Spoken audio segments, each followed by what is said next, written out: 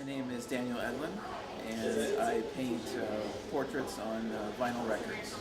I started painting on vinyl records when I had the idea of drawing with white pencil on black paper, and had duplicate records and kind of fused the idea using white acrylic straight on the vinyl. It kind of happened by accident that I ran into Tori right before the show, and my work fit in really well. What I do is about doing something tangible with music now, because it's all digital, so I use the vinyl records as the artifact of music, and having a band play there is great because it brings the live music aspect to it, and something around to gather. I just read an article today about Steve Jobs having changed everything with iTunes, and how people don't listen to music or buy music the same way. You don't go to a record store and wait for a new release to come out in the middle of the night. You just buy it on iTunes, a pre-release, and you get it. And so I try and create something that people can kind of hold on to. Right now I only paint on vinyl. I have another project in the works where I'm drawing artists in their books. But my idea is to create art on the artifacts of creativity. I was a teenager and I was buying records because I had a lot of free time, and so I had extra records, and it was way before MP3s even came out, and so I just sort of played around with the idea, and then for me to have turned it into something that I could actually sell now and share with other people worldwide, it's an amazing timing for the comeback of vinyl. And for people who are looking for something to replace what has largely gone away. They don't make cassette tapes anymore.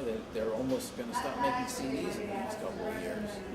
So the fact that people are again liking vinyl is really neat, because it's the most pure form of music. It's the actual sound wave on the record, and it means a lot to people to have that physical thing.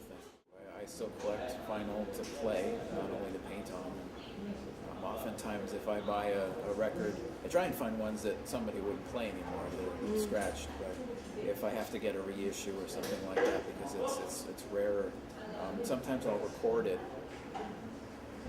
before I paint on it, just to have that one recorded, because each one is unique. I mean, they're mass-produced, but each one is still unique. What kind of paint do you use? It's acrylic. It's just straight white acrylic on directly on the vinyl. If sometimes one of those, the Sid Vicious, has some black on the label, but usually it's just straight white. If someone, or whatever it is, has vinyl pressed, I can print on it. I just did one on the My Fair Lady soundtrack. I did Hepburn and Harrison in costume on that soundtrack. They were involved in the recording of the album. So it's sort of whatever someone's interested in seeing preserved that way. It's fun because I know I'm done with the painting when I don't want to sell it. So once I've finished them, I'm like, I gotta see it on the wall before I send it somewhere.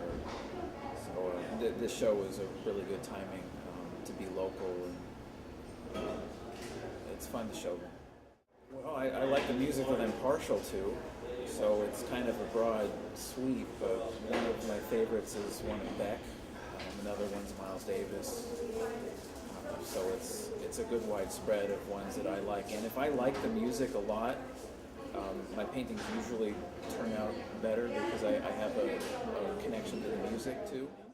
People come together in really new ways, either online or through interesting events, rather than the older way where it was sort of like a scheduled thing, or reading books or magazines or that kind of thing. It's a more traditional way of connecting than it is now. And so a gathering like this, where you have the live music, and you have the music-inspired art, and you have the people who love both of those things, all in one small space like that, it creates a good energy.